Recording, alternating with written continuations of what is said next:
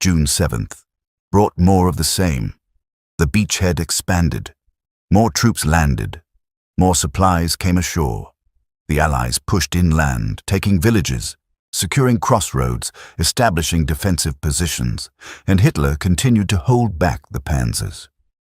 It wasn't until June 8th, 2 full days after the invasion, that he finally authorized the movement of some reserve units toward Normandy. Not because he'd changed his mind about Calais. He still believed the real invasion was coming there. But the situation in Normandy had deteriorated enough that he couldn't ignore it entirely. He released some units, but not all. He kept substantial forces near Calais, waiting for the invasion that would never come. By then, it was too late. The Allies had established air superiority so complete that German units moving in daylight were slaughtered from the air. The panzers that finally did move toward Normandy took days to get there, traveling only at night, hiding during the day, losing vehicles and men to Allied fighter bombers. When they finally reached the front, they arrived piecemeal, in small groups, too weak to launch the kind of massive counterattack that might have driven the Allies back into the sea. Field Marshal Erwin Rommel, who commanded Army Group B in northern France, had been away from his headquarters on June 6th. He'd been in Germany, visiting his wife for her birthday, convinced that the weather was too poor for an invasion. When he got the news, he'd raced back to France, driving through the night. He arrived on June 7th to find the situation already critical. Rommel had spent months preparing for this invasion. He'd placed obstacles on the beaches, mined the approaches, positioned his forces to respond quickly. But his plans had all assumed that when the invasion came, he'd be allowed to use the panzer reserves immediately to hit the Allies while they were still vulnerable on the beaches. Hitler's decision to hold back those reserves destroyed Rommel's entire defensive strategy. On June 9th, Rommel sent a message to Hitler's headquarters. The tone was carefully respectful, but the content was blunt. The situation in Normandy was deteriorating. The Allies were consolidating their position. Without massive reinforcements, without the full commitment of the panzer reserves, the beachhead couldn't be eliminated. Every day that passed made the Allied position stronger. Hitler's response came back the same day. Hold what you have. Contain the enemy. The reserves will be committed when the situation clarifies. Rommel read the message twice. Then he turned to his chief of staff. He still thinks Calais is coming. He's going to wait until it's impossible to stop them. He was right.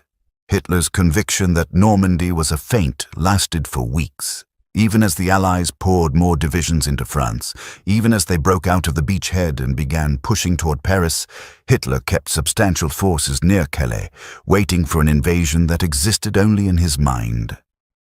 The Allied deception operation, Operation Fortitude, which had created a phantom army group in southeastern England supposedly preparing to invade Calais, was so successful that Hitler believed in it long after reality should have shattered the illusion. If we can't maneuver, if we can't fall back to better positions, they'll destroy us piece by piece. The Führer had taken his sleeping medication the night before. He never woke before 10, often not until 11. Anyone who disturbed him faced an explosion of rage that could end careers, or worse.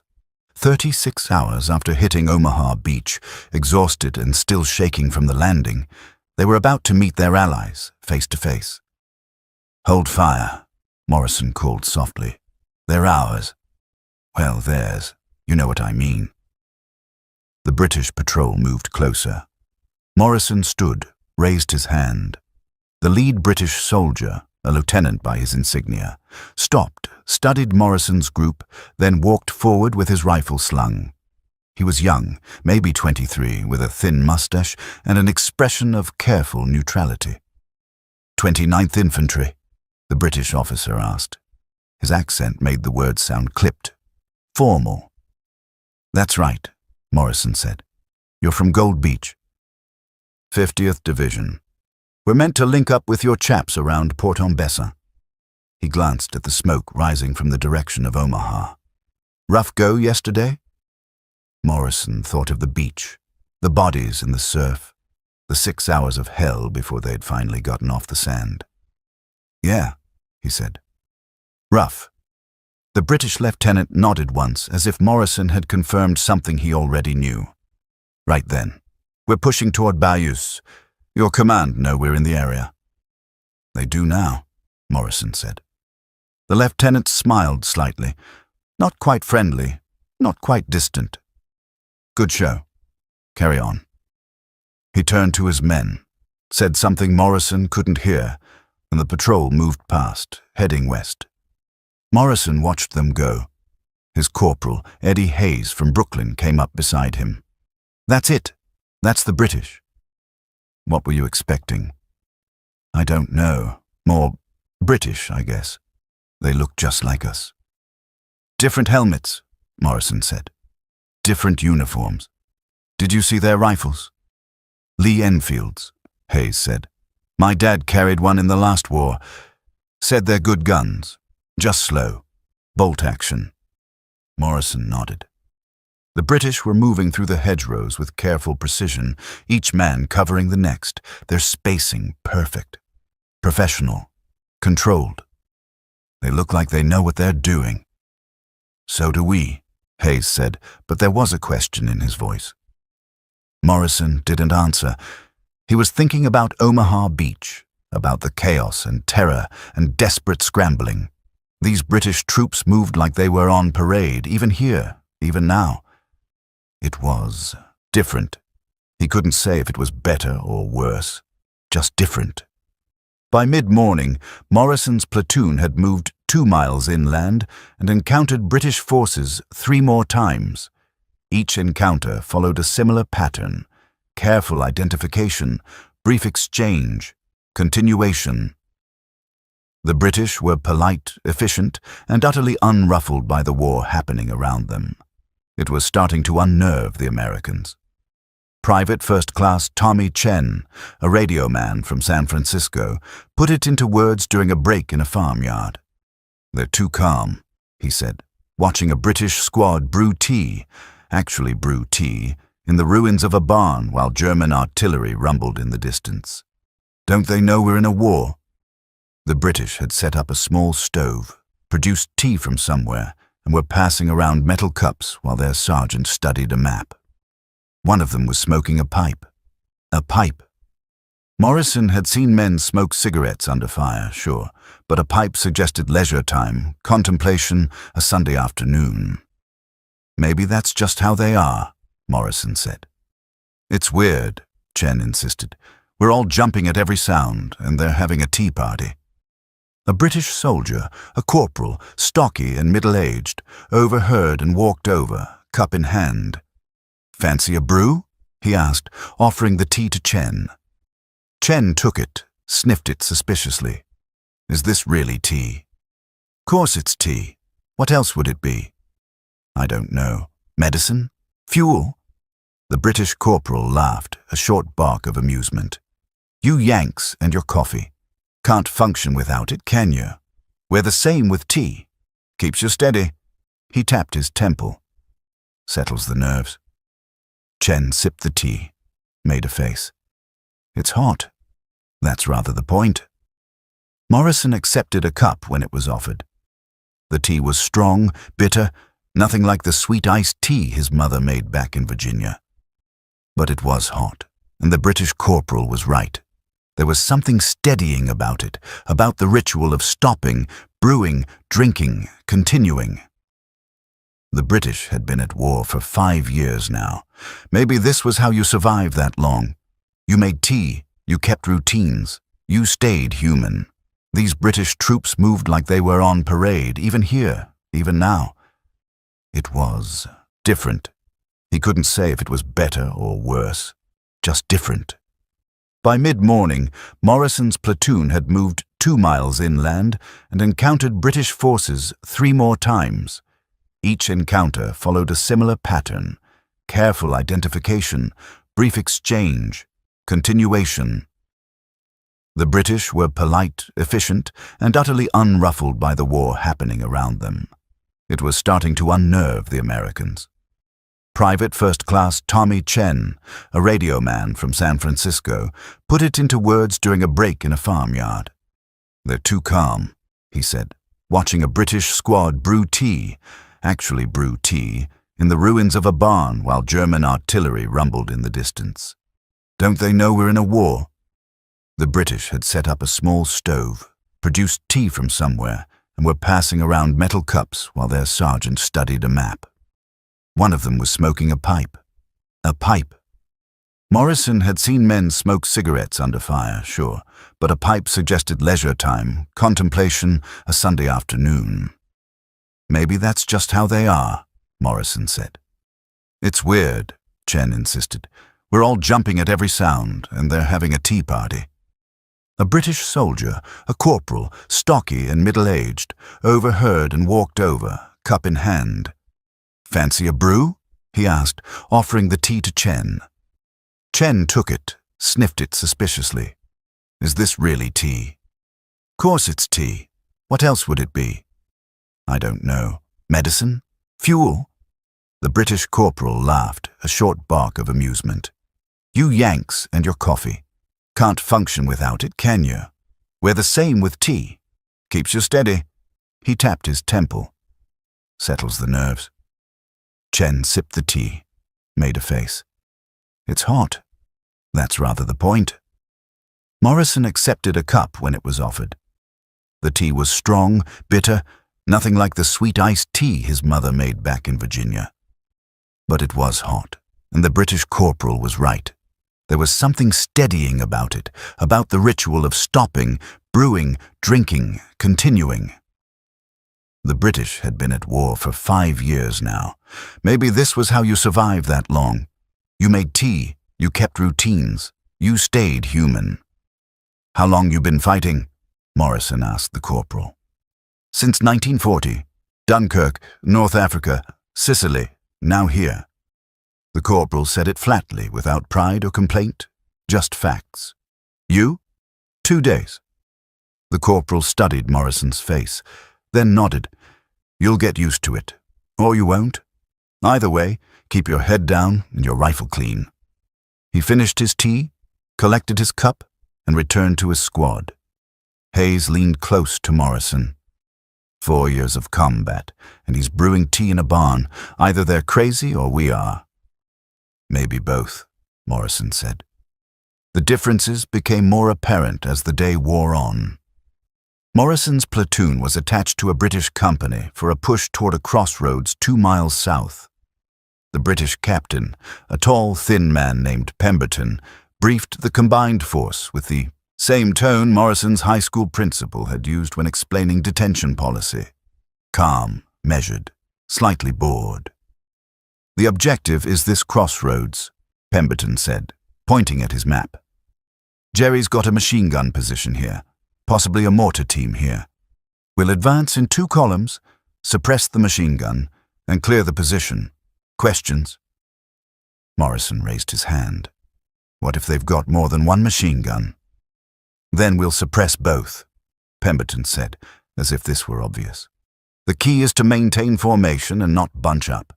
Jerry loves it when you bunch up. Makes his job easier." Morrison had a dozen more questions. What about flanking fire? What about reinforcements? What about artillery support? But Pemberton had already moved on, issuing orders to his platoon leaders with the same unhurried precision.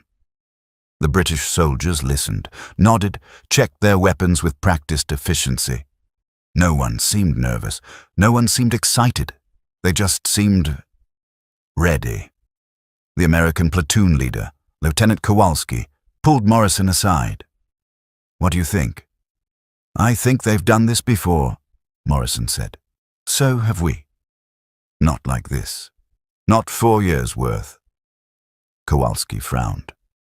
"You think we should follow their lead?" Morrison considered. The British approach was methodical, careful, almost cautious. The American way, at least how they'd been trained, was to hit hard and fast, overwhelm the enemy with aggression and firepower. Different philosophies, different experiences. "I think we should watch and learn," Morrison finally said. The advance began at noon. The British moved forward in textbook formation, each squad covering the next, using every bit of cover. They moved slowly. Too slowly, Morrison thought at first. His instinct was to rush, to get across the open ground quickly, but the British took their time, and as they moved, Morrison began to see why. They never exposed themselves unnecessarily. They used the terrain perfectly. When they encountered resistance, they didn't charge forward. They stopped, assessed, brought up support weapons, and suppressed the enemy position before advancing. It was like watching a machine operate, each part moving in coordination with the others. The German machine gun opened up when the lead British squad was 50 yards from the crossroads. The squad immediately went to ground, returning fire while their sergeant called back coordinates. Within 30 seconds, a British mortar team had ranged the position. 3 rounds later, the machine gun stopped firing. "Advance," Pemberton called, and the British moved forward again, same pace, same precision. Morrison's squad followed, trying to match the British rhythm. It felt unnatural. Morrison wanted to run, to get to cover quickly, but he forced himself to move at the British pace. Hayes, beside him, was breathing hard. "This is taking forever," he muttered. "But we're not getting shot," Morrison pointed out. They reached the crossroads 15 minutes later. The German position was abandoned, the crew having pulled back when the mortars found them.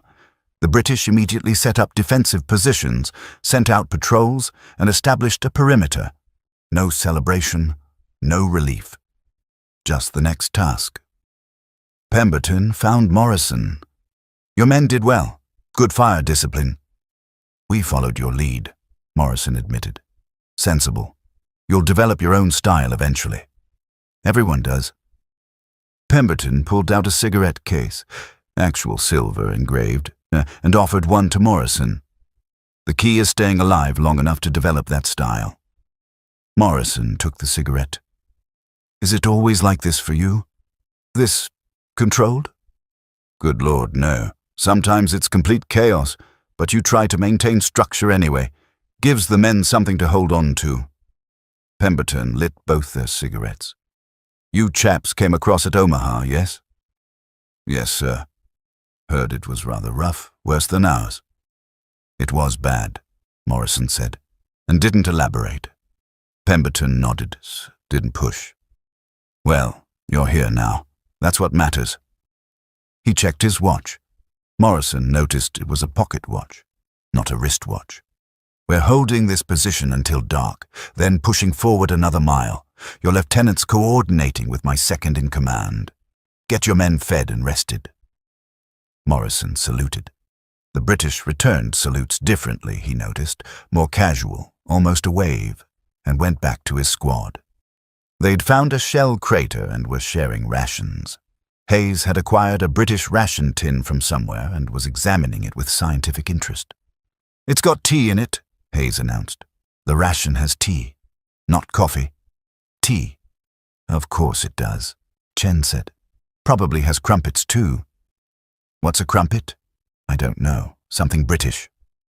Morrison sat down, pulled out his own rations. The British soldiers nearby were eating their own meals, talking quietly among themselves. Their conversation was different from American banter, more understated, full of dry humor and references Morrison didn't understand. One of them was reading a book, actually reading, while eating. Morrison couldn't imagine being calm enough to read in a combat zone. A British private noticed Morrison watching and came over, holding his ration tin. "Fancy a swap? I'll trade you my tinned beef for your—" "What is that?" "Spam," Morrison said. "Spam," the British soldier repeated, as if tasting the word. "What's it made of?" "Mystery meat." "Ah, same as ours then." The soldier sat down uninvited, produced a cigarette, and lit it. "You lot did well today. First time working with us?" "First time seeing you," Morrison said. "Really? Thought you'd been training in England."